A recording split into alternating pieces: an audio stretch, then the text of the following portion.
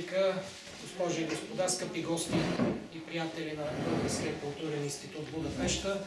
Добър вечер и добре дошли на поредното събитие от културния ни календар през тази есен.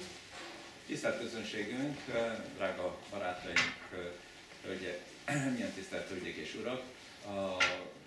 Örömmel köszöntöm Önöket a mai esti soros rendezvényünkön.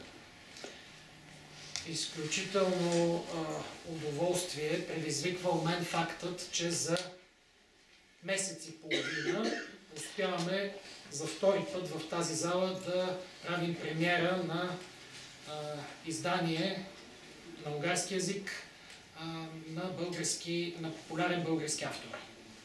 Számomra rendkívüli élmény és öröm, hogy itt másfél hónap leforgás alatt már második élő bolgár szerző magyar nyelvű könyvét mutathatjuk be. След срещата ни с Михаил Вешим и унгарското издание на неговия роман "Английския съсед" в края на септември, сега ни предстои нова среща с емблематично име в съвременната българска литература. Szeptember végén Mihail Vesim, ismert bolgár szakértő szerző, Angol szomszéd című kötetének bemutatása után most megint egy kortárs, jeles bolgár kortárs szerzőt mutathatunk be Önöknek. Ето, че днес наш гост е популярният български поет, едно от значимите имена в съвременната българска поезия, Йордан Евтимов. За мен е удоволствие да го приветствам от ваше и от свое име. С добре дошъл при нас.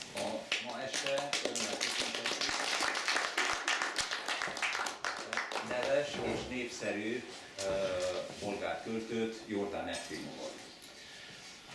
За удоволствието от протичането на тази литературна вечер ще разчитаме на други трима наши обичани гости.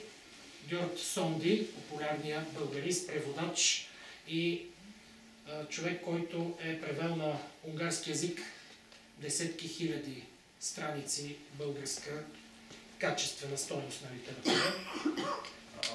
Ebben a mai esti rendezvényben több jeles személyiséget is üdvözölhetünk. Ők is hozzájárulnak majd a irodalmi sikeréhez. Elsőként említem itt Szondi György urat, a kiváló műfordítót, a több ezer oldalnyi mű átültetőjét. Доктор Тошо Дончев, стоящия до мен господин Дончев, не се нуждае от представяне, писател, преводач, значимо име сред тукашната българска общност.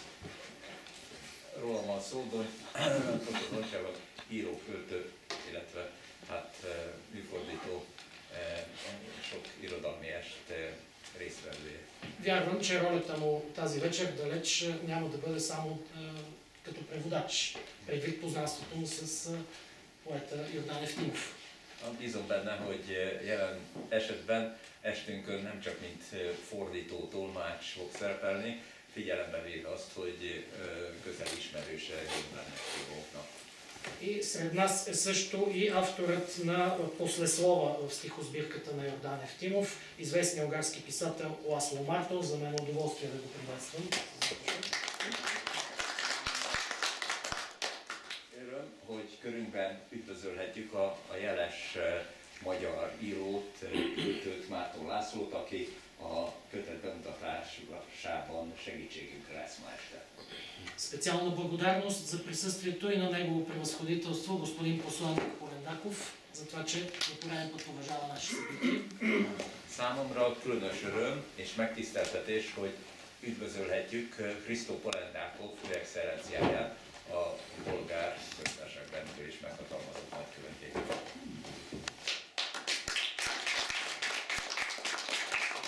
С особено удоволствие предоставям думата на господин Сонди за това, което е подготвил като сценарий на вечерта.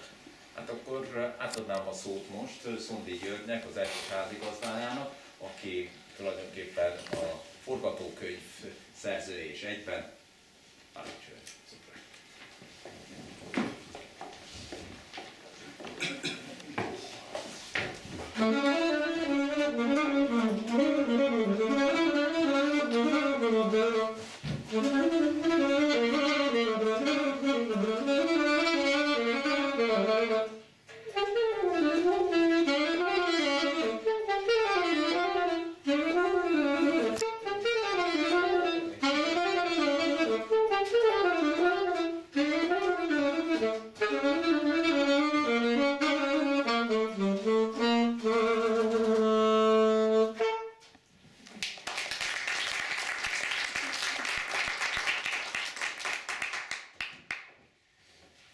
Vázsonyi János, jó estét kívánok! A János Vázsonyi Dobarecse. Ez egy bolgár kulturális intézetben itt állni nagyon számomra, azon kívül, hogy megszokott, kedves, szeretett alkalom és hely. Bolgarskog kulturelsen institut za mene така обичан и любим място. De ugyanakkor veszélyes is, mert Временно и опасно е за мен. mert látják a cipőmet, és én nem szeretek. Sehol máshogy nem látják a cipőmet, de itt most eddig nem hívtam fel a figyelmet, szemlélgetni fogják. Ilyen értelme. Друг път на друга дает не се виждат моите чепици. Az az igazság, hogy amit a nagyszerű vendéglátónk Peikó úr mondott, Plámen Peikó, az ő neve még nem hangzott el. Истината е, че който казаните от нашия домакин Пламен Пейков, до сега неговото име не е споменато. Annyiban toltató meg, hogy valóban bolgarista vagyok, a közönség nagy része ilyen értelemben is ismer, de jelen pillanatban ezen minőségemet is aláhúzva, én a könyv kiadója vagyok. Tehát ezért a jelenlétem nem mint bolgarista, hanem mint könyvkiadó. И сега в момента не е в качеството си на българиста, а като издател така се явява пред вас. Nagyon ritka, nem is nagyon emlékszem olyan példára, hogy azokon a helyeken, ahol én bolgárkönyvek kiadásával foglalkoztam, és most csak beszéljük arról, ami az Európa kiadóbeli tevékenységemet követte, amikor ott a kiadó kezembe adta az ott lévő kéziratokat, hogy azon túl rám bízzon. Рядко е, едно време, нали, като работих в издателство Европа и като получих ръкописи, така в моите ръце, да работя върху тях, да ги редактирам. Számtalan több tucat könyvet kiadtunk, különböző olyan rövid ideig dolgoztam bizonyos kiadóknál, és ott, majd pedig a Napkút kiadónál és a Cédus Művészeti Alapítványnál a bolgárról magyarra fordított könyvek óriási többsége itt jelent meg, a Napkútnál és a Cédusnál. Работих и при други издателства, но така като в издателство Цедруш, Кедър и Напут, това са книгите от български език, от български автори, от дузината или большинството са публикувани там, в тези издателства. De úgy emlékszem, ez az első eset, hogy nem én fedeztem fel a könyvet, amit kiadunk. Може би това е за първ път се случи, че не аз открих книгата, която така е издадена от нас, от нашето издателство. Hanem emögött ott van Tosó Doncsev tevékenysége, részben Márton Laci barátunké, mindenképpen a szerzői, és amikor megtudtam, hogy a könyv Csíkhelyi Lenki fordításában, amelyben biztos voltam, hogy jó, de csak azután olvastam el. Зад издателно, така, нали, стои и Тоша Дончев, също така Ласло Мартон и така в превода на Ленка Чикари. Чак след това, нали, прочетох книгата, когато, нали, всичко тези обстоятелства ми станаха ясно. Magától értetődően álltam, és kértem, hogy adhassam ki én, és erre büszke vagyok, hogy ezt megtehettem. Естествено, всички тези обстоятелства застанах зад книгата и поисках, помолих и аз да съм този, който ще издаде издание. A fordító Csíkhelyi Lenke nevében elnézést kell kérnem, ő Cegléden, vagy Gyöngyösen? Cegléden lakik, és hát nem vállalkozott az útra, nem fiatal. Mindenkinek kívánjuk ezt a könyvet, olvassák, én is kívánom, és hogy most együtt töltessük ezt az estét kellemesen. Сега се извинявам от името на Ленка Чихей. Тя живее в провинциален град Cegléd, и тя вече не е млада. Bocsánat, itt körben kell várnom, nem, hát velem egy idős, tehát fiatal. Stavo tłumaczyć, młode. Úgyhogy a direktor azt mondta, hogy itt az általam ismert vagy összeállított szenárium alapján mennek az egyes elemei a kitervezett vagy megtervezett esnek. Az én estében ilyen nem szokott lenni, most még kifejezetten nem tudok ilyenről. По думите, според думите на господин директор на Културния институт, всичко става по мой сценарий. Аз не знам, че дали е така, особено сега в dnešната вечер. Abban igaza van direktor úrnak, hogy Tosó Doncsev, aki vállalta, hogy beolvasni és fordítóként is segíti ezt az estét, de a műsorunkban is azt írtuk, hogy Tosó Doncsev színes szerepekben. Именно прав е в това нещо, че участва в програмата Тошо Дончев и в поканата е така фиксирана, че в разнообразна роля и това е истина. Tehát nem csak tolmácsolni fog, ami számomra egy nagyon kemény munka, és akár magam is megtettem volna, de ilyenre nem vállalkozom, és ezt köszönöm Tosónak, hogy megoldja. Emellett még látni fogják a szerepköreit, hogy milyenek lesznek. Azt tudom, hogy kedves barátunk 3 oldalról lesz keresztre feszítve, mert 3-an kérdez.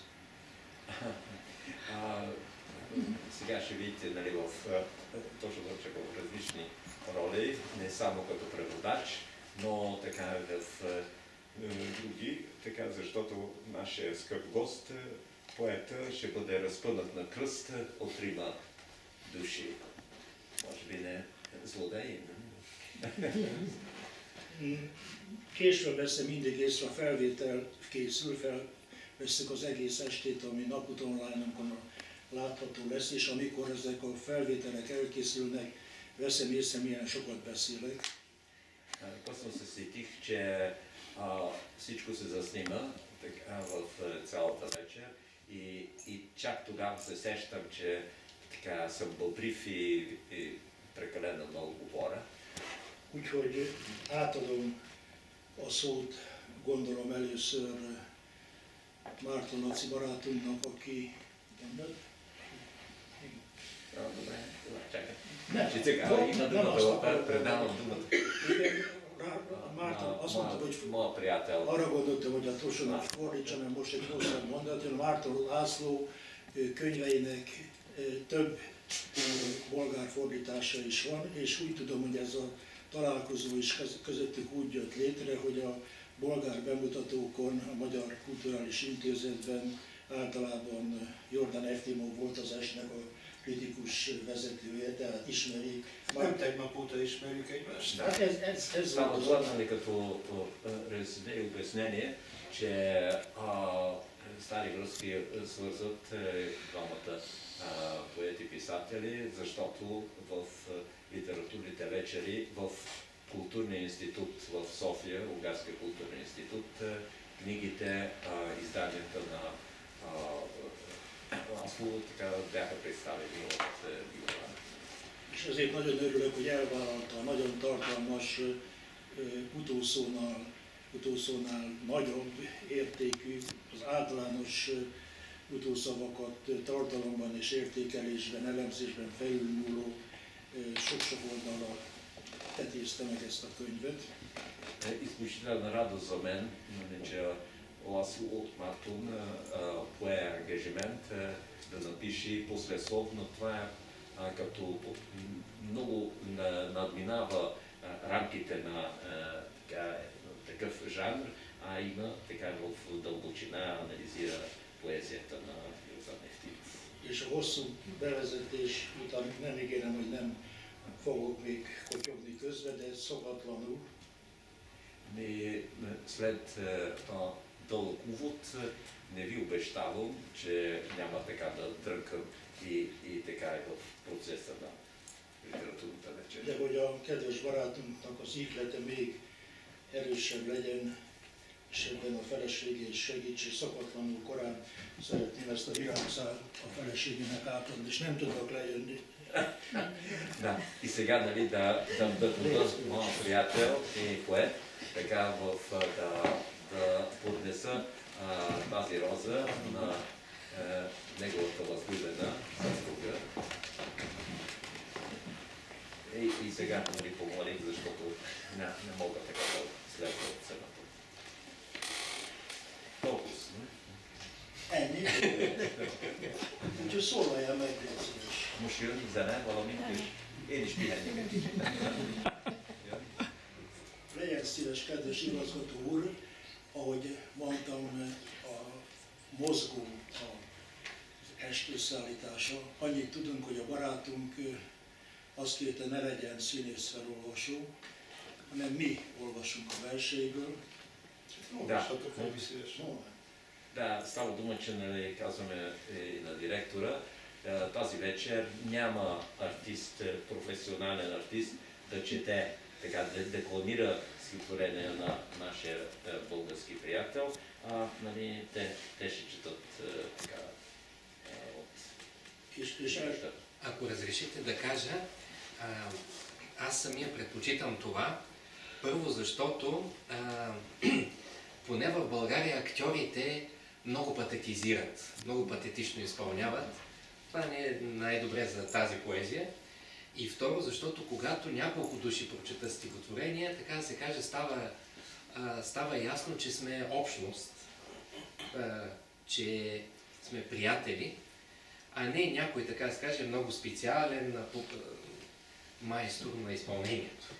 Valóban meg akarom magyarázni, az én sóhajom volt az, hogy ne színész adjon elő a kötetből, mert a bolgár rossz példa miatt tartottam attól, a művészek, színészek patetikus módon jelentik meg a verseket.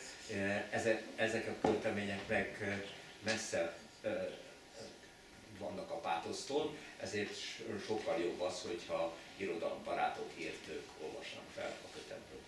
És először igazgató.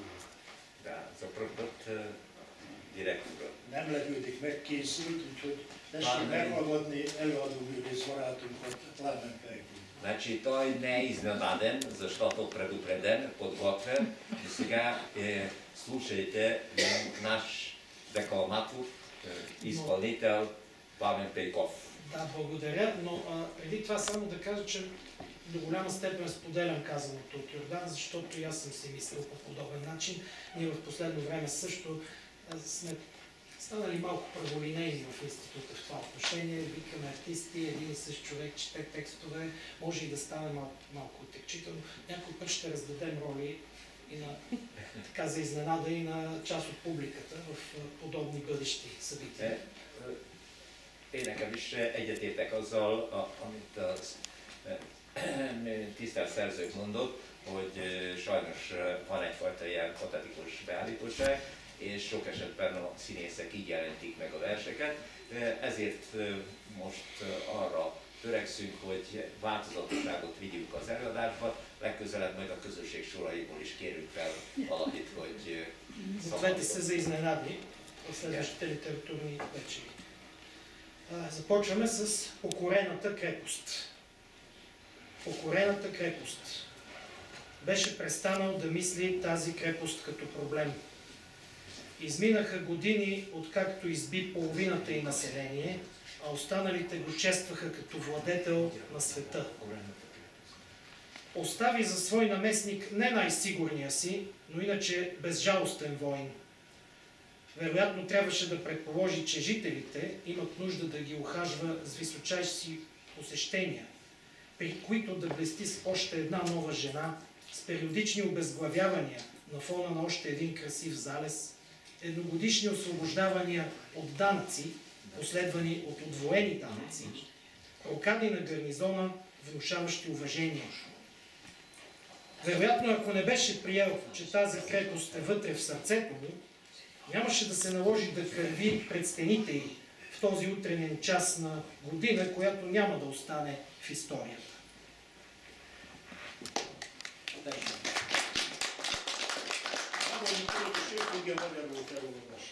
Így kapásból nem akartam a költői lefordítani, már a Csikhely Lenke fordításában hallják. Először találkozik kedves barátunk, számára is meglepetés. Bevett vár. Nem gondolt többé problémaként erre a várra. Évek múltak el azóta, hogy lekaszabolta a lakosság felét, a másik fele meg világhódítóként ünnepelte. Helytartónak nem a legbiztosabb emberét hagyta ott, hanem egy könyörtelen harcost. Minden bizonnyal azt hitte, hogy a lakosság szükségét érzi, hogy kegyúri látogatásaival kényeztesse, mindig egy újabb nő mellett ragyogva, időnként lefejezésekkel, egy újabb festői alkonyatban, egy év adómentességgel, amelyet megkettőzött adók követtek, tiszteletet parancsoló helyőrségsáncokkal. Talán, ha nem hiszi el, hogy ez a vár a szívébe lopta magát, nem kellett volna elvéreznie a falai előtt reggeli órán egy olyan évben, melyet nem jegyez a történelem.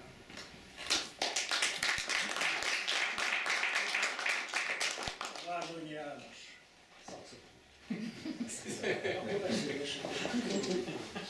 Igen, Vasret nekem nem volt elteráztuk, akkor ti következtek, mondja Gyuri.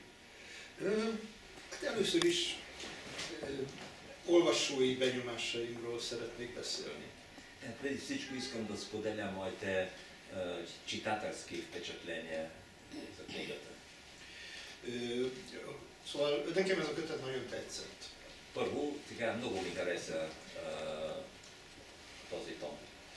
Mégpedig azért, mert azt használja ki a költő, hogy a szavak jelentése és költői pozíciója, potenciálja között nagyon erős feszültség lehet. Преди всичко, първо за това, защото има изключителна натеженост в нещо първозначното значение и реалното значение на думите. Hát itt ebben a várversben is meg lehetett figyelni, hogy hogyan játsza ki a történelem kétféle jelentésből adódó költészetet. Сега, нали, както чухте, това в Бевет вар, нали, в поколенната крепост, в истинската, така, историческия смисъл и поетическия смисъл на думата. Most itt két lehetőség van, vagy ezt a közhelyszerű kérdést teszem fel, vagy kérést intézem hozzá, hogy meséljen az életéről és költői pályája kezdetéről. Може би така имаме така на лице две възможности. Или така, нали, да помоля автора, поета, той да разкаже така за живота си и за творческия си път. Или... És erről már még fogunk is, de én most inkább a nehezebbik utat választanám. Или по-скоро аз бих избрал по-тежкия път. Van-e kedved arról beszélni, hogy hogy jön egy vers ötlete, és hogyan lesz az ötletből aztán kész vers? Имаш ли намерение и щах така да говориш как се ражда, как идва идеята и нали, за едно стихотворение и след това в крайна сметка как създаваш самото стихотворение? Én például azt tudom, hogy egy regény ötletből hogy lesz regény, vagy egy dráma ötletből hogy lesz dráma, de vers ötletem soha nem volt. Аз, нали, пример, мога така, нали, от една идея, хрумване, как се ражда роман или драма, но така никога не съм имал такава идея, зачатък, как да се създаде стихотворение. Viszont vannak költő barátaim, és tőlük ezt meg szoktam kérdezni. No, imam si приятели, поети и от тях, така, нали, и на тях задавам такъв въпрос. Ez volt az első kérdés. Това ми е първият въпрос. De nem tudom, meddig vagyunk itt, szóval. Jó, ezt kérdeztem, hogy mennyi időt van. Mi határozik meg? Да. Зададох въпроса, все пак, нали, колко време разполагаме, нали, в... Nem, все пак, a колко sorrat nehéz, úgyhogy időnként arra gondolok, hogy besegítek, de nyugodtan, nem. de hát megsérül a közönség, úgyhogy... Nem baj. Hadd szenvedjenek ők is, nem? Да, повод. Добре, много благодаря на всички ви, че сте с нас тази вечер. Наистина, това е много искрено чувство. Вълнувам се, защото това е първата моя преведена книга изобщо. На 52 години съм, но до този момент не се е случило да имам преведена книга. Не го казвам с някакво огромно съжаление и мъка.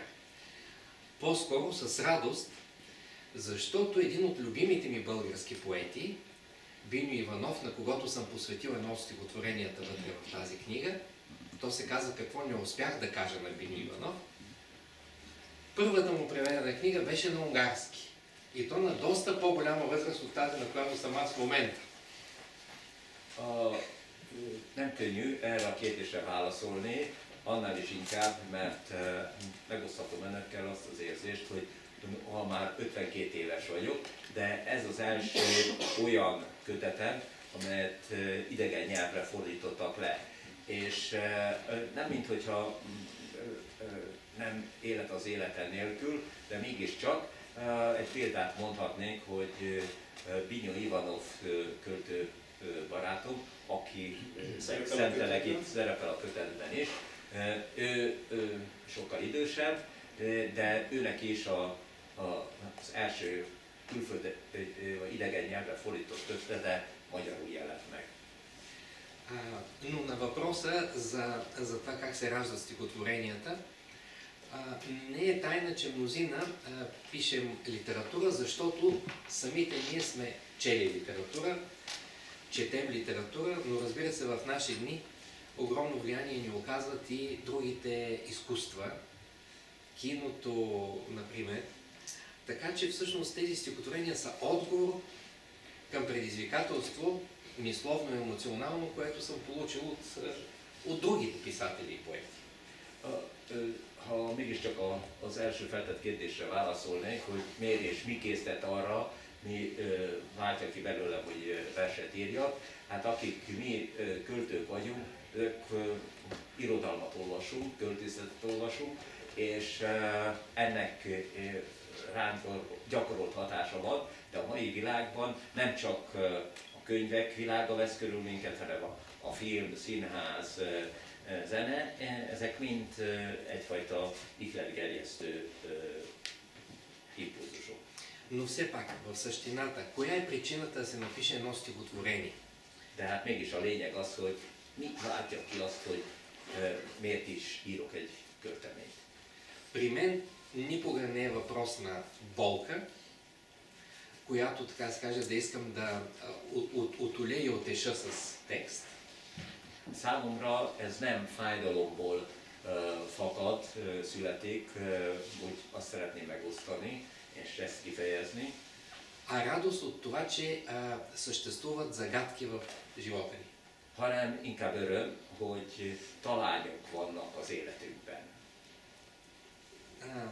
Загадки, които имат много възможни верни отговори. Olyan talányok, amelyekben nagyon sok valós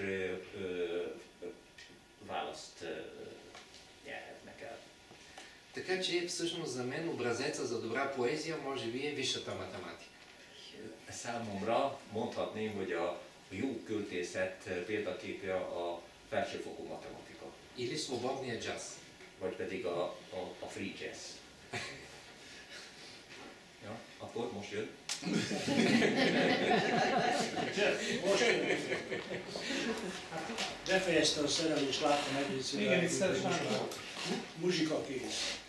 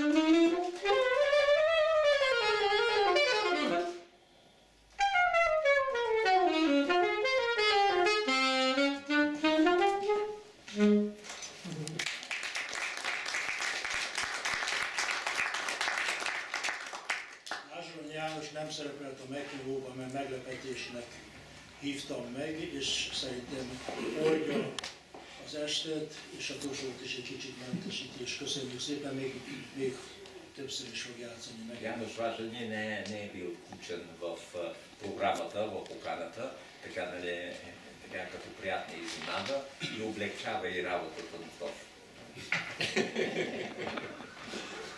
Ezt ő mondta. Van a kötetben egy elefántos ciklus.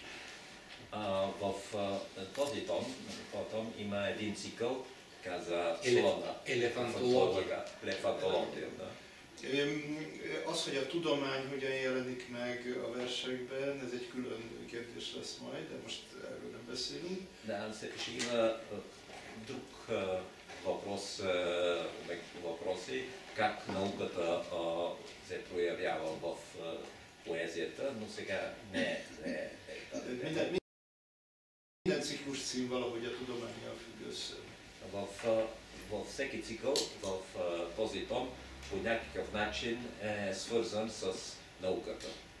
Most itt van egy vers, amit én felolvasnék, a Saskevacseni szökő, azt magyarul felolvasom. Тук има едно стихотворение в Елефантология. да, от елефантология, нали, нека, нали, така, нали, да. A Saskevacseni szökő egy kígyó. Logikus, nem, de krativizmus. Valójában rovar, szöcskefajta. Na megint becsaptalak. Ne vezessen félre a hangzás hasonlósága a szöcskével. Nem is vízesés, hanem egy fiú cserkész csapat neve. Odú lakó volna, ha lenne ilyen. Egérféle, ám bár az elefánt rokona. Lenne, ha Kanadában megfelelő étrendet kapna, rovarokkal és gyümölcsökkel, vagy kukacos gyümölcsel. Micsoda ínyenc falat! Így vesztette el Kanada a lehetőséget, hogy apró rugóként ugrándozó elefántjai legyenek, pici, világosbarnás, narancssárgás ormánnyal és sötétkékes, feketés popóval. Szegény Kanada, szegény kanadaiak. Na most két.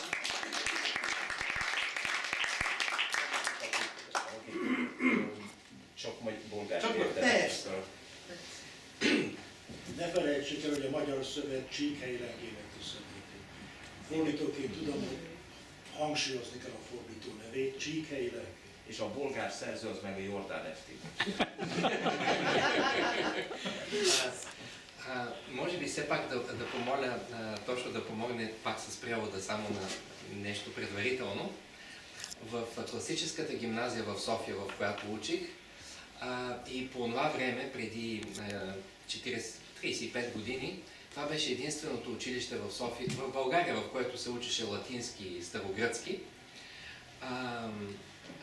Играехме една такава игра малко на брой хора, но много я обичахме. Да преведем от българския превод на старогръцки поет, да преведем стихотворението на немски, а след това някой от немски да го преведе отново на старогръцки.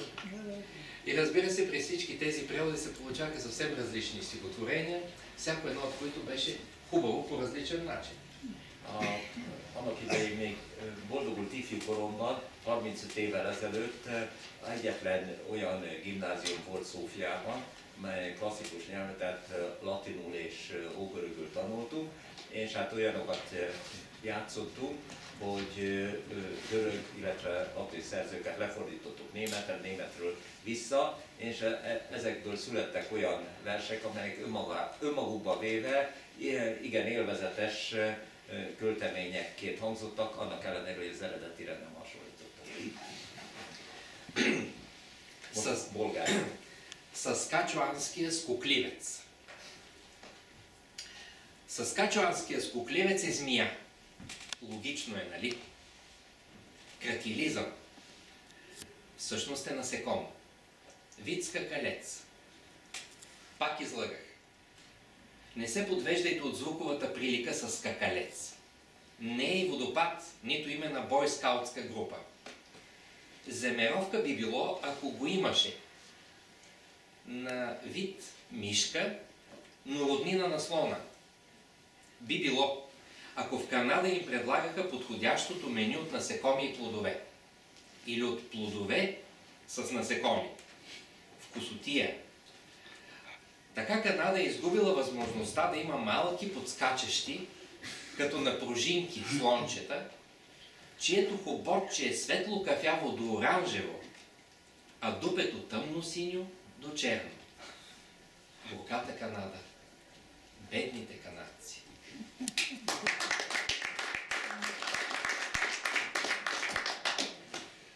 Na most ez a vers példa az átváltozásra, a paradoxonra. Prvi je primjer za paradoksalnu metamorfozit. Olyan a logikája, mint a Hamletban annak a jelenetnek, amikor Hamlet Polonius alázza. Може би логиката е както в трагедията Хамлет, когато Хамлет bíva Polonius. Amikor azt mondja, hogy lát egy felhőt, és hogy az olyan, mint egy teve, Polonius azt mondja, hogy igen, és akkor azt mondja, hogy inkább olyan, mint egy menét, és Polonius arra is azt mondja, hogy igen. És itt is ez működik. Може би това е същия паралел, както в диалога, в драмата, че вижда един облак и казва Хамлет, че това прилича на мечка, а така след това по-скоро на белка и така и всички тези изказвания Полоний одобрява. Két nagyon rövid kérdés. Az egyik az, hogy miért szereted az elefántokat, a második, hogy miért szereted a paradoxonokat. Сега два къси въпроса. Защо обичаш слоновете и защо предпочиташ да обичаш и парадоксите? На въпроса защо обичам слоновете имам съвсем нов отговор. Miért szeretem az elefántokra? Erre teljesen új válaszom van. Роден току-що. Ez most született ez a válasz. И то е, че хобота прилича на саксофон. Azért, mert az elefánt ormánya a szaxofonra hasonlít. És ez most született bennem. De ő nem hasonlít az elefántra, nem? Но всъщност слоновете наистина са нещо много специално за мен. Никога не съм виждал слон по-близо от, както в зоологическата градина, нали, 10-15 метра. Hát számomra nagyon fura és érdekes állatok.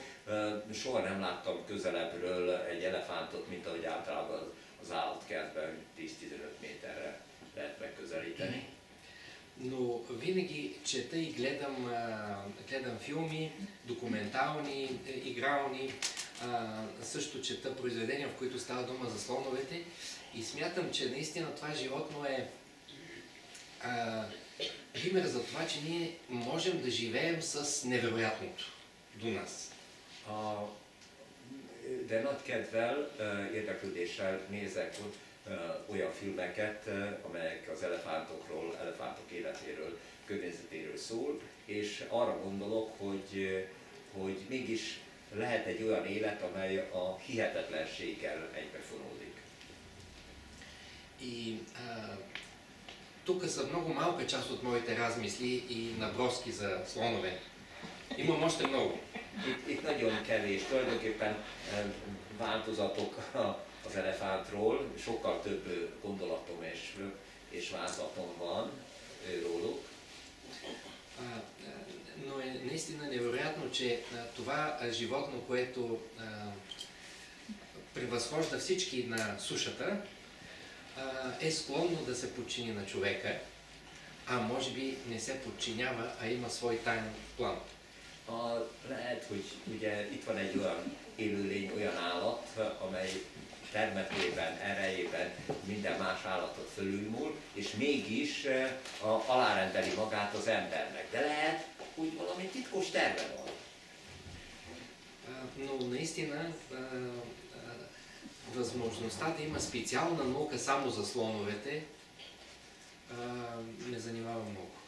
De számomra az a kérdéskör nagyon érdekes és foglalkoztat, hogy lehet, hogy van egy külön tudomány, egy elefantológia, mely csak az elefántok tudományos vizsgálatával foglalkozik. И да вмъкна нещо друго.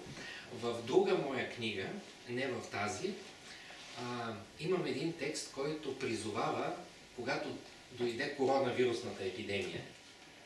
De van egy másik könyvben is, ebben a könyvben nem szerepel ez a költemény, amikor jött a koronavírus járvány. Хрумна ми, че след като има всякакви защитници на правата на всякакви обезправени същества, amikor ugye a világon mindenfajta jogfosztóknak van valamiféle jogvédelme, на всяка цена трябва да има и защитници на правата на вирусите. Feltétlenül szükséges van a vírusok jogvédelmére is. Защото ние, така да се каже, с лекота решаваме да ги изтребим. Hiszen mi emberek egy könnyű szívvel döntük, hogy kipusztítjuk őket. Na, van még kérdésem? Amennyi csak akartuk. Pitambeli, most jól Te hogy bírsz vissza? Vagy én is itt elheverek így délben, ugye? Átadjuk Szondinak a stafétabotot. Még azért két-hármat kérdezni. Légy szíves, kérdezz, mert te vagy az alapismerője. És a... Da, imam ošte kad ali 2-3 въпроса. Искам да отправя към автора. Ebben a kötetben az álmok ugyanúgy viselkednek, mint az elefántok. В този том интересно, че сънищата се държат подобно на слоновете. Talán annyi különbséggel, hogy kevésbé hasonlítanak a szaxofonra. Може би те няма никаква прилика с саксофона. Viszont örömmel láttam, hogy hivatkozol egy görög szerzőre, Artemidoros Dalvianosra. Но с радост установих, че има позоваване на един гръцки Artemidoros. És egyébként egy bizánci névtelen könyvre, a Fiziológusra is. И така един безиме неизвестна книга от византология Na most az álmok kapcsán jutott eszembe, hogy leántod a szavakról a jelentést. Във връзка с сънищата, така се сетих, че ти обелваш значението от думите. De az álmok a költészetben hajlamosak arra, hogy közhelyé váljanak. Защото сънищата имат такъв натюрел да станат така обикновени. De te valami más csinálsz velük. Но ти така правиш нещо друго, така пресъздаваш в друга сфера. Mit adnak neked az álmok? Какво получаваш ти от сънищата? Още бях съвсем млад студент и открих, че сънищата, към тях имаме една много неправилно обикновено представа. Még nagyon fiatal voltam, egyetemistaként, és akkor jöttem rá, hogy az álmokról egy talán egészen különös és nem pontos képzetünk van. Защото всъщност те са толкова динамични, колкото нито един майстор на екшена не може да постигне, нали, да направи такъв филм. Mert annyira az álmaink annyira dinamikusak, annyira akciódusak, ugye actionek, de mint egyetlen filmrendező sem képes arra, hogy ilyen gyors akciókat készítsen. От друга страна, ние много разчитаме да си обясняваме нашия живот и даже да, така да се каже, вярваме, че има предсказания в сънищата. Ugyanakkor hajlamosak vagyunk arra, azt gondoljuk, hogy valamiféle jóslat rejlik az álmunkban, hajlamosak vagyunk arra, hogy jóslatokat... Hát az Artemidorus könyv erről szól. Igen. Artemidorus така наричано за това се говори. И искам да разкажа един сън, който не е включен тук, но който е, според мен, няма да се очудите като го чуете. Има много пишещи хора, сънуват подобни неща. Szeretnék egy álmomról, vagy álomról beszélni, ez nincs ebben a kötetben, de rájönnek arra, hogy nagyon sok szerző foglalkozik ilyen típusú álmokkal. Сънувах, че пред мен е най-доброто мое стихотворение, което просто ми се явява наготово, изписано. Azt álmodtam, hogy megjelent előttem a legjobb legszebb költeményem, amely kész veretes formában. Даже изникна пред мен, както в началото на филма Междузвездни войни, разказа за това какво се е случило в една далечна галактика. Igen, ez még a Világok háborúja című filmben, hogy mint egy távoli galaxisban mi is történt. Там просто в началото се появяват няколко изречения, които летят във въздуха. Ugye abban a filmben ugye néhány mondat megjelenik, és mint az űrben, a levegőjékben repülnek ezek a mondatok. Но в следващия момент всичките букви се превърнаха в някакви пчели и се разлетяха всички посоки. És aztán a következő pillanatban mind azok a betűk, amelyek ott látható voltak a levegőben, kis méhecskékké alakultak és szétrepültek. Казвам го, защото много хора сънуват, че как трябва да изглежда техния разказ или стихотворение и не си го спомнят след това. Igen, mert nagyon sok szerző álmodja azt, hogy milyennek kellene lenni a költeményének, elbeszélésnek, és aztán felébredve nem emlékszik erre. Истината е, че никога не можем, това е просто една алегория за това, че ние никога няма да достигнем до завършения текст. Ez tulajdonképpen egyfajta allegória, és arra utal, hogy soha nem tudunk elérni a tökéletesen befejezett szöveghez.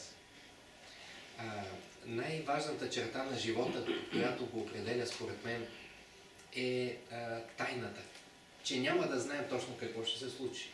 Azt hiszem, hogy talán a legfontosabb parancsolat az életnek a titok, hogy soha nem fogunk eljutni. Най-красивото нещо в един сценарий е, че никога не се изпълнява.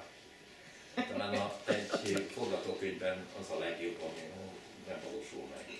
Sohasem jön létre. Макар че когато отиваме на среща любовна и си представяме какво ще стане, а то не става както го мислим, обикновено сме разочаровани. Hát mondjuk, hogyha elmegyünk egy randira, egy szerelmi találkozóra, és ugye elképzeljük, hogy mi is fog történni, és amikor nem az történik, akkor csalódtak vagyunk. Но може би, за да се разбере тази част със сънищата, да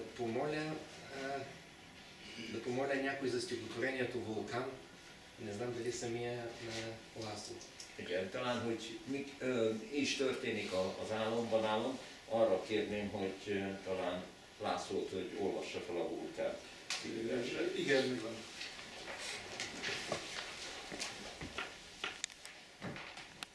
Vulkán.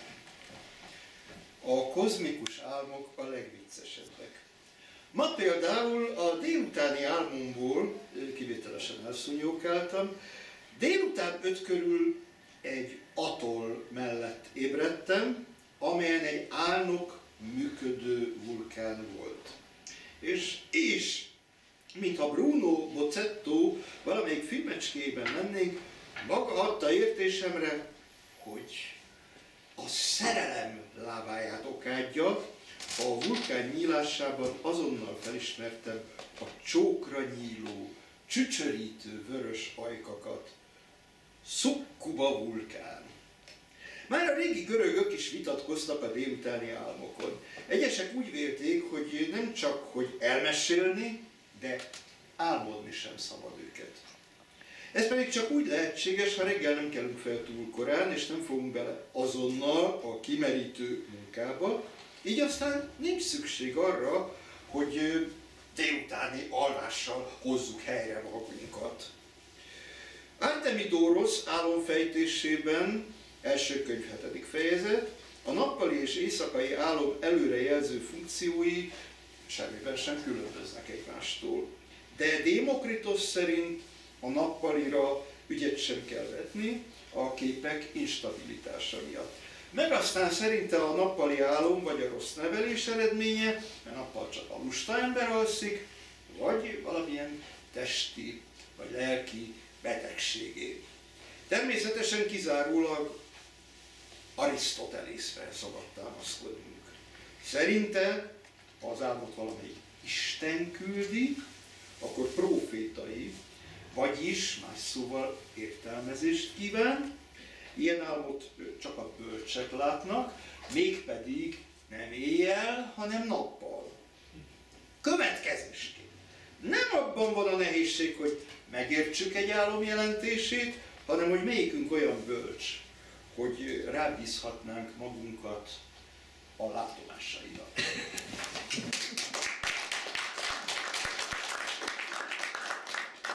Azt figyeljük meg, hogy a László olyat olvasott, amit itt rögtönzött. Ugye? Nem készült. Nem, de hát...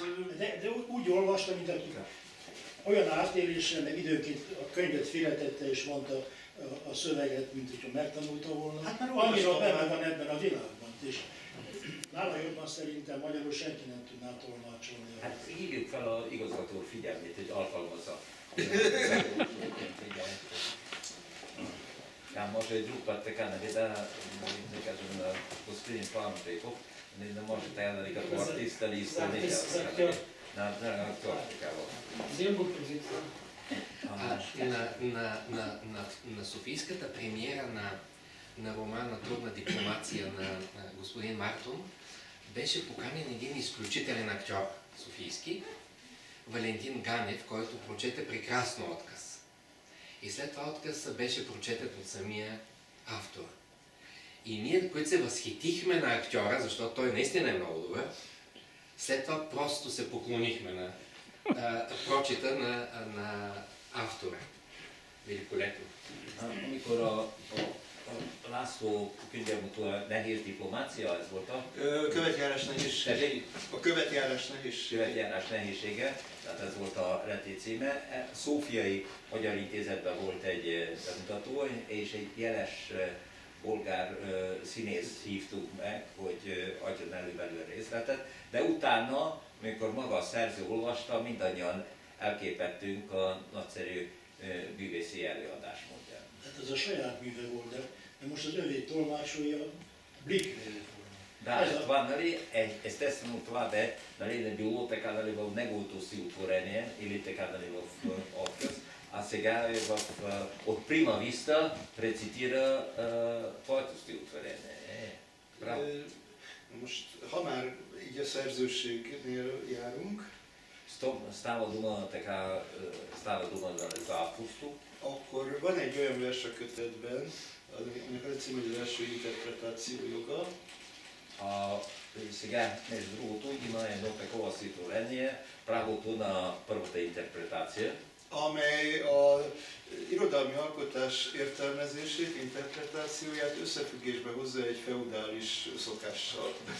Nevezetesen az első éjszaka jogával. Да. Това е става дума, че тогава свързва интерпретацията и в феодалното право на Деридея на времето, така и Usprimé Noctis, т.е. правото на първата нощ, когато болярина. Most nekem van egy olyan érzésem, hogy ezt a költeményt Roland Barthesnak és Michel Foucaultnak a szerzőséggel kapcsolatos nézetei provokálták ki. Така, нали, имам такава впечатление или мисъл, че в това виждане, възглед е провокиран от Ролан Барт и така, нали, може би от техните представи. És a két szerzőnek az elméletét nem fogom elmesélni. A lényeg az, hogy a szerző jelentősége egyre zsugorodik, egyre kisebb. Сега няма да разкажа на тяхната представа и идея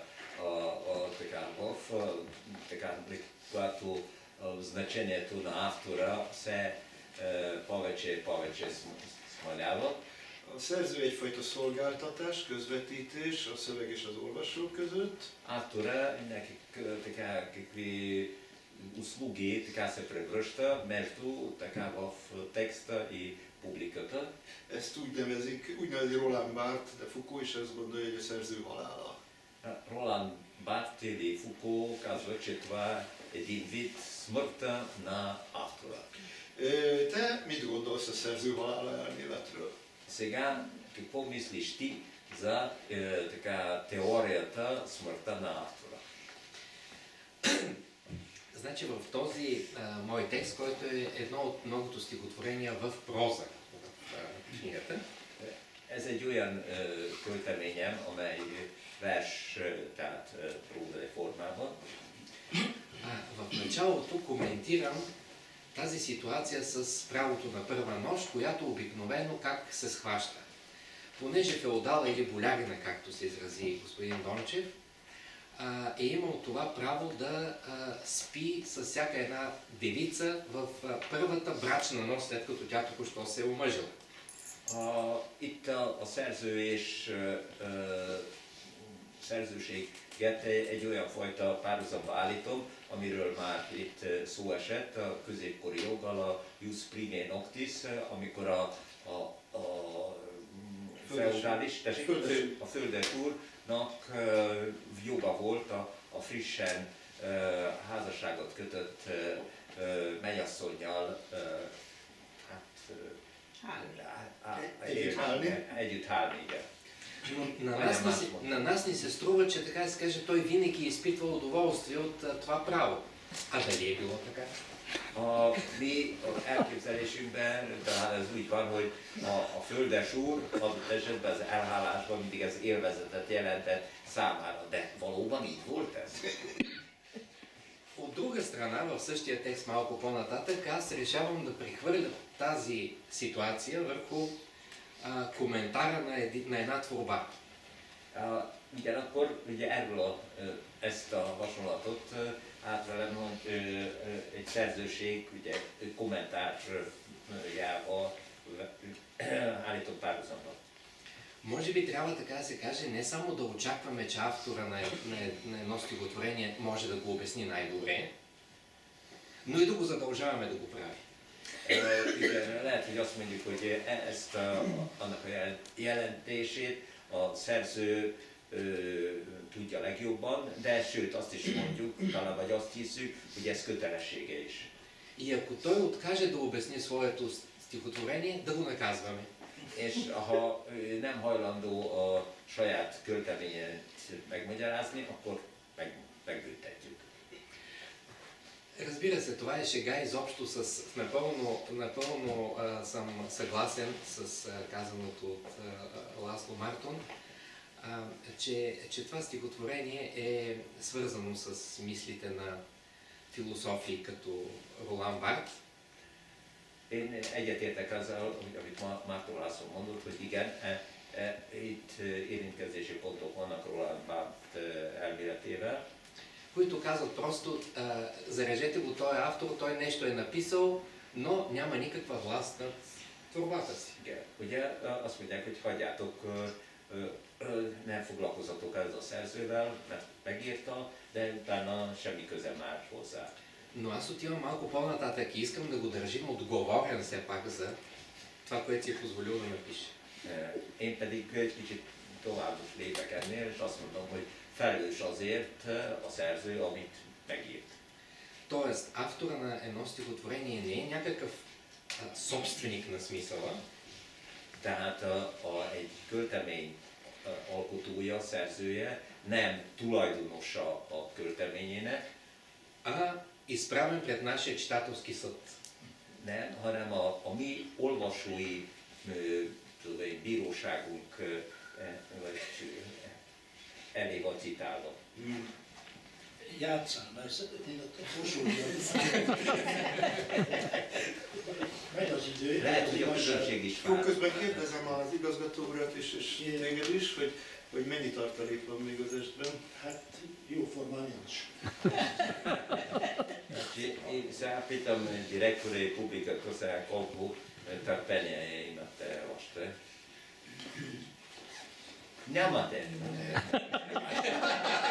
Да са си тръгнали хората, стоят и слушат с интерес, значи има смисъл от това, което се случва. János, Léci.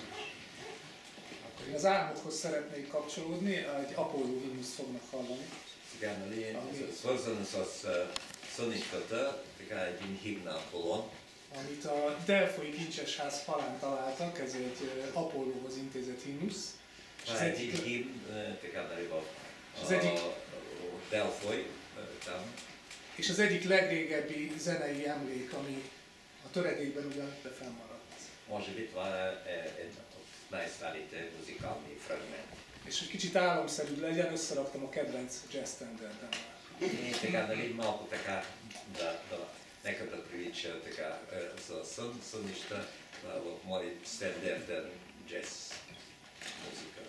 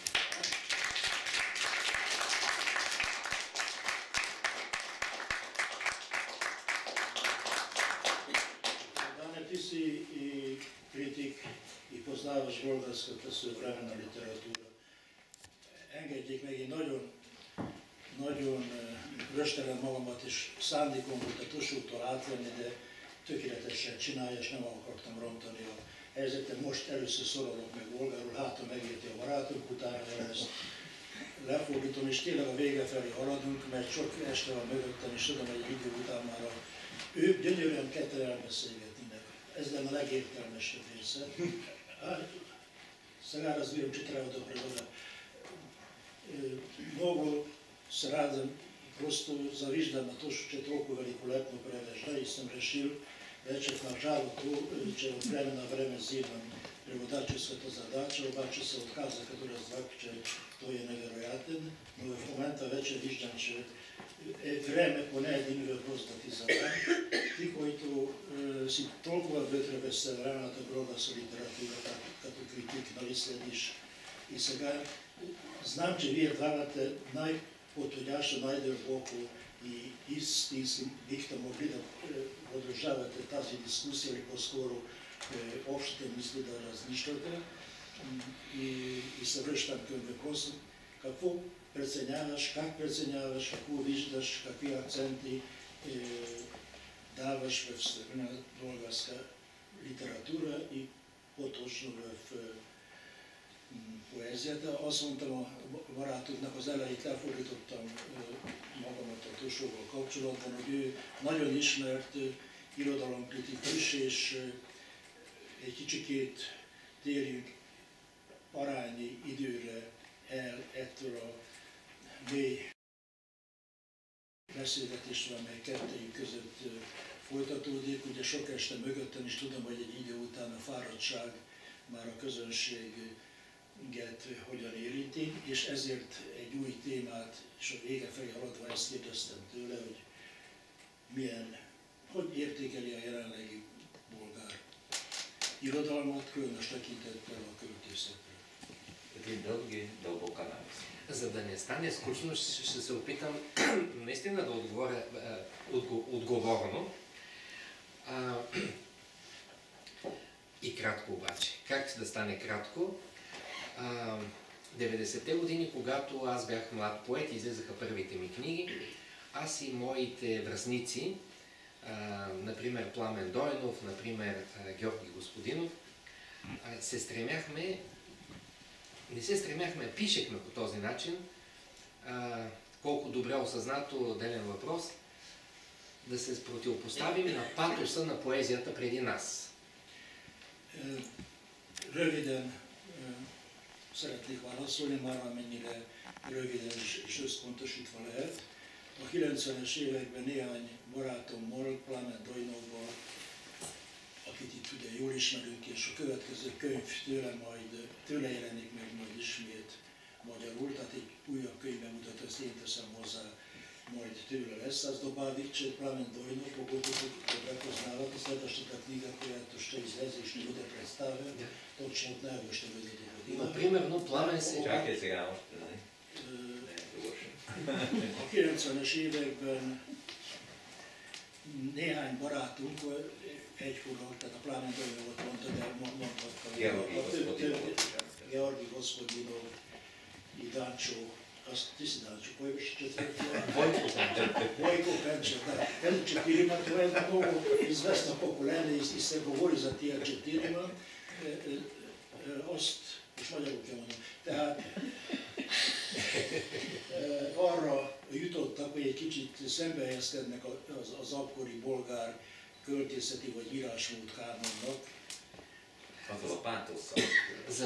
Защото патосът им не отговаряше, значи беше изкуствен и неверен. Нали? Tehát a pátosszal akartak szembehelyezkedni, amely nem volt hitele, és erre akartak szembeszállni. Тоест ние се захванахме с това да се шегуваме с това, че литературата възвеличава, дава нови хоризонти, обяснява дълбоко света и така нататък. Занимахме се с една, в дълбиния смисъл на думата, пародия. Tehát igazság szerint parodisztikusan fogtuk fel az addig uralkodó vonulatokat, amikor minden patetikusan, felnagyítva került a költészet, elsősorban a költészetnek a központjába, és ezt mi a paródia tárgyával szerettük volna tenni, és ez volt a törekvésünk, és ezt oldottuk meg. И след нас дойдоха едни пък, които казаха, ама тия съвсем всичко, на всичко се подиграха, трябва отново да върнем смисъла на дребните малките чувства, удоволствия и жестове. És jöttek utánunk, akik, vagy velünk egy időben, akik azt mondták, hogy hát ő túlzottan kigúnyolják az eddigieket, úgyhogy vissza kell térnünk egy újabb nemzedék mondta ezt, vagy más költő csapatok, hogy ezzel szemben vissza kell térni az apró megfigyelésekhez, a pontos kifejezésekhez, tehát a korábbi verselési módokhoz. И ние обаче решихме, както в Междузвездни войни империята отвръща на удара, така се каже, нашето поколение да отговори, че не сме само разрушители. И затова Пламен Дойнов разви неговата нова политическа поезия, а аз създадох научна поезия. És hogy megfeleljünk ennek a kihívásnak, Plámen Dojnov létrehozta a politikai költészetet, én pedig, tehát ez volt a mi válaszunk erre az alapállásra, amivel bennünket így fogadtak, én pedig létrehoztam a tudományos költészetet. Може би накратко е това. Ние не сме се отказали, така да се каже, да сме традиционалисти, ценейки комичното у Шекспир и възвеличавайки до възбог Аристофан.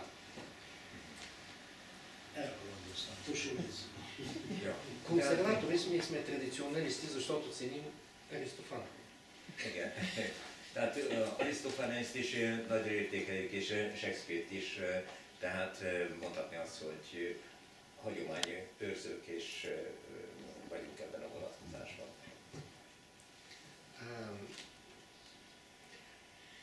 Най-честото обвинение към нашето поколение е било, че сме винаги, че сме или прекалено формалисти.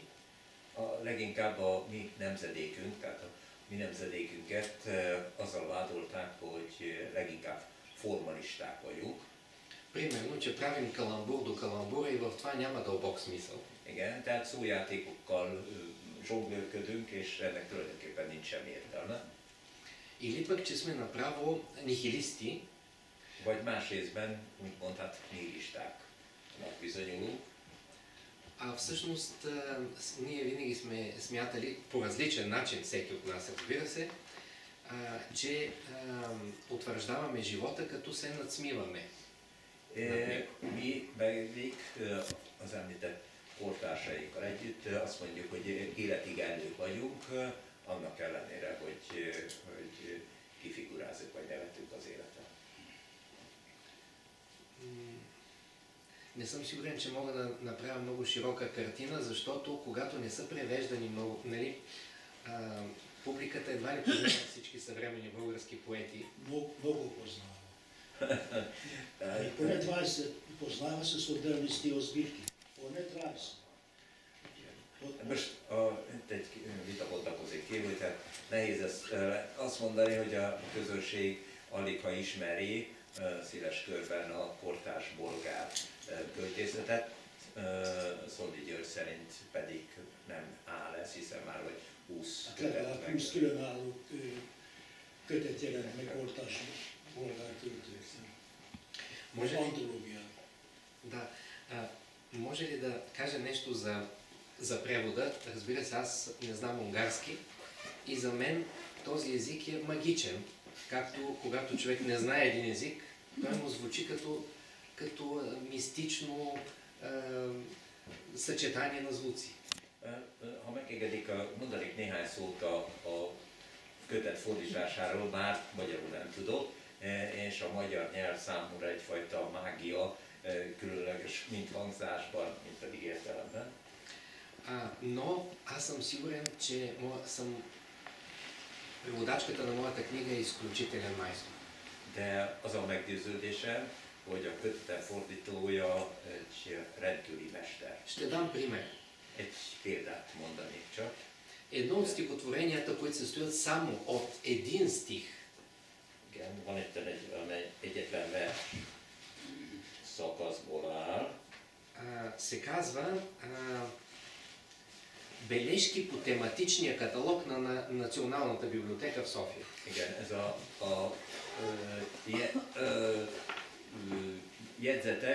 jegyzetek a Szófiai Nemzeti Könyvtár tematikus katalógusából. И то не е всъщност написано от мен стихотворение, а намерено стихотворение. Ezt nem én írtam, hanem találtam ezt a verset. Както в съвременното изкуство има един жанр, просто взимаш един предмет и го поставяш в рамка и казваш, че това е произведение на изкуството. Igen, mint ahogy a modern képzőművészetben is vannak ilyen példák, hogy fognak egy tárgyat és keretbe helyeznek, mintha ez maga lenne a mi alkotás. Аз просто видях на едно чекмедже в библиотеката. Egy könyvtári fiókban láttam ezt, ahol този стих. ezt a vers szakot. Овце, огнехвъргачки. Igen, itt van, hogy bírta, kötőjel, bombavető. Ленки е избрала също да има възможност да пише на чекмедже това. Igen, hát ezt От БИ до БО. igen, Lenke a BI betű, ahogy a tárgykatalógusban szerepelnek ugye a könyvcímek, ugyanúgy írta le a B-ből BO-ból. Както в овце, огнехвъргачки, явно е, че в чекмеджето е имало за всички тези понятия от тематичния каталог, които са между ов и ог. Igen. De a tematikus katalógusban, a tárgykatalógusban nyilvánvalóan így vannak ezek a betű kapcsolatok. És mit jelent szó szerint ez a két szó a bolgár szövegben? Hát úgy szintén birke, igen. Hát, birkák, vagy bárányok, vagy juhok, és bombavetők. Но това наистина е трудно се получава човек да разбере, че преводача му е вникнал и е намерил адекватен превод, защото тук има преводачи и разбира се, господин Сонди не само е преводач, но и самият той е поет, който разглобява и изглобява на ново думи. Ти да постигнеш един ефект, който понякога се налага да смениш даже думите и ситуацията, да вкараш други герои, други наименования, но да постигнеш структурно същия ефект. Hát igen, itt van közöttünk Szondi György, aki ő maga nem csak fordító, hanem költő is, és nem olyan egyszerű megtalálni, hogy a fordított változatban ugyanazt a hatást érje el a nyelvi változatával, mint amit eredetiben a szerző is produkál. Унгарските гости на нашата премиера, които не знаят български език, едва ли могат дори да си фантазират и да си представят какви фокуси прави с български език György Szondi, когато пише поезия на български. Azok a közönség között a magyar hallgatók, akik bolgárul nem beszélnek, el se tudják képzelni, hogy micsoda bravúrokat hajt végre Szondi György, amikor bolgárul ír verseket. И затова си казвам, как ли наистина всички тези български поети, които са преведени от него, защото той, винаги ще сбъркам цифрата, но да речем 500 автори е превел. Разбира се, от някой по едно кратко стихотворение, нали, не ги е превел изцяло, но е превеждал толкова много. Какво ли се е случило с всички тези автори на унгарски, направо ми се завила свят да си представя. Elképeden arra gondolok, hogy hát hihetetlen mennyiségben fordított bolgár szerzőket, lehet nem tudom pontosan 500-at, ugye itt nem teljes, volt aki, hát nem teljes köteteket, hanem egyesektől csak verseket, és nem egész kötetre való, de óriási természetségre való. Като литературен критик съм си позволявал 2-3 пъти да напиша по-големи текстове, в които да изкажа следната моя теория. Mint irodalomkritikus megengedtem magamnak azt, hogy tulajdonképpen kifejtsem a irodalom elméleti álláspontomat. Винаги се казва, че писателите и поетите развиват езика и създават нови думи, нови отношения, че те са, така да се каже, първомайсторите на езика. Ugye van egy ilyen állítás, hogy a költők, az írók, irodalmárok fejlesztik a nyelvet, újabb és újabb fogalmakat, szavakat találnak, hoznak létre. А всъщност това е не само лъжа, но това е изземване, така да се каже, на прерогативи, това е изместване на истинските творци. Ez tulajdonképpen hazugság is, sőt, ugye egyfajta az igazi alkotóknak a megcsúfolása. Преводачите. A tolmácsoké, a fordítóké. До литературата се развива и езика на един народ се развива заради преводачите. Igen, tulajdonképpen egy irodalom ugye, a tolmácsok, fordítók, műfordítók által fejlődik. И затова съм толкова щастлив, че съм предизвикал реакцията на господин Мартон, защото той е не само добър прозаик, но и отличен преводач на много трудни автори от немски. Én azért örülök annak, hogy itt kiváló Márton úr, így mondtam most, személyében annak örülök, hogy provokáltam, mert ő nem csak egy író, hanem németből fordít is, tehát kiváló műfordító is. Когато като съвсем млад занесох свои стихотворения в списание Съвременник, най-така дебелото и представително българско списание, amikor még egész fiatal voltam, akkor verseimet elvittem a bolgár Szavremennik kortárs, a legvastagabb folyóirat, irodalmi folyóirat szerkesztőségébe. Казах на главния редактор, искам да изляза стихотворенията ми във вашето списание, където излизат отлични преводи.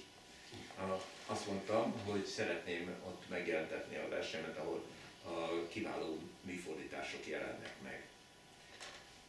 Естествено, той ме разбра правилно. Аз му казах, преводите ви са отлични, но стихотворенията не са толкова, затова аз ви нося моите. Ugye jól értett engem, hogy a műfordításai kiválók, a verseik nem annyira, azért viszem oda az én költeményeimet. Така че основното ми послание, и това не е само тази вечер, наистина чувствам тази благодарност, не само към тези, които мен са превели, мои стихотворения, но изобщо поклон на всички преводачи. Én ez az este is azt bizonyítja, és köszönet azoknak, akik lefordították a műveimet, verseimet, és összességében is a műfordítók előtt is meghajtott fejem. Köszönjük szépen!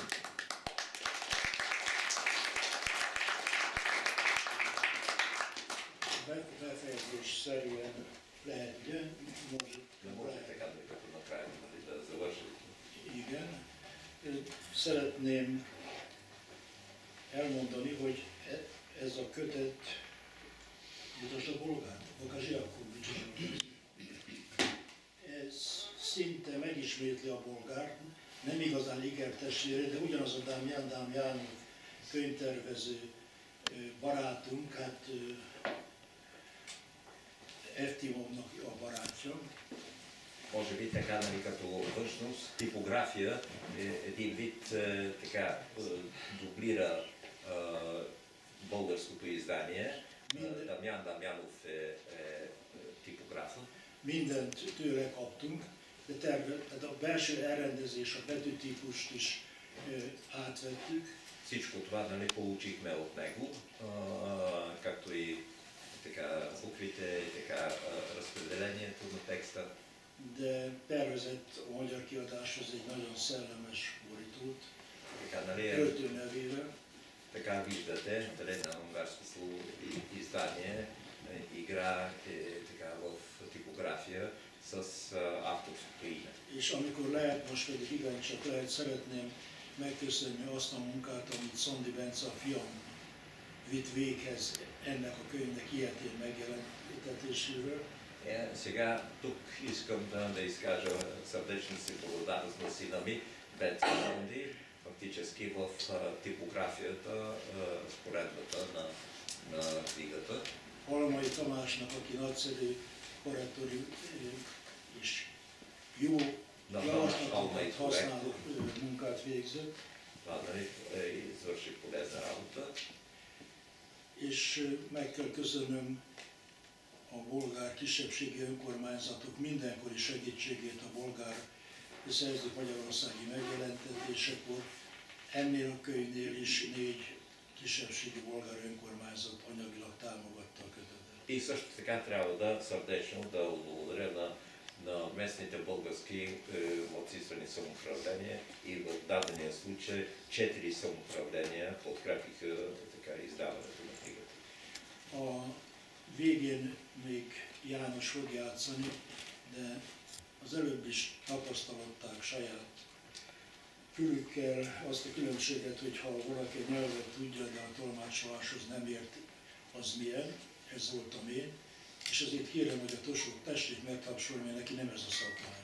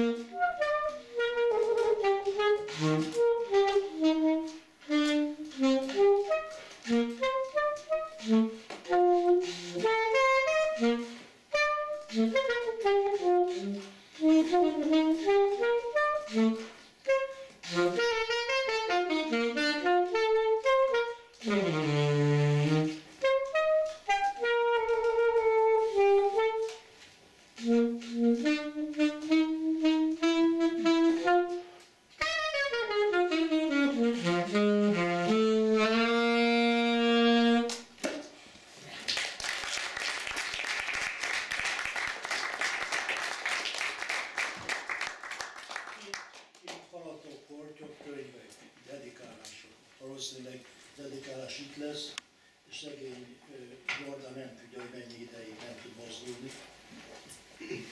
Сега вънка малко хапки и няколко глътки вино, а пак автора така готов за подписчика.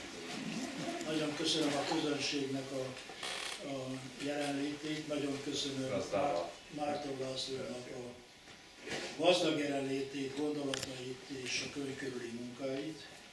Сега искам да изкажа благодарност и на публиката, така да изслуша на Ласло Марко, така в богатата му дейност, съдействие за издаването на книгата. Nagyon örülünk, és legjobban köszönjük, hogy ő megtisztelte jelenlétével és gondolataival ezt az estét Jordan Eftimov barátunk. Най-вече така изказваме сърдечната ни благодарност на Йордан Евтимов, защото сподели нас неговите мисли и въжделения. Nagyon köszönöm, hogy nagykövet nagykövet úr is megtisztelte az estét. За мен е особена радост, че удостои с присъствието си и него превъзходителство посланника на Република България. És köszönöm Szöpően Napov. Kálmán Pejkov igazgató úrnak, hogy mi a oldaláról győződhetünk meg. Köszönöm az előadói tevékenységét, a vendégszeretetét. Сега, нали изказваме сърдечната си благодарност, сега като рецитатор, нали, се запознахме с него, новата страна.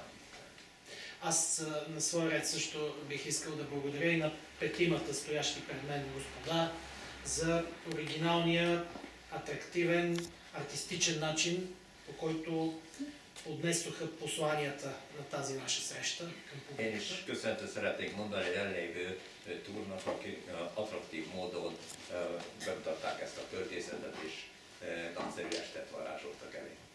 Йордан Евтимов ще бъде на разположение за всички, които са заинтригувани от това издание и ще раздаде автографии на всички желащи отвън. Заповядайте на чаша Jordán Eftimov kész arra, hogy dedikálja a könyveket. Благодаря ви за вниманието и до нови срещи.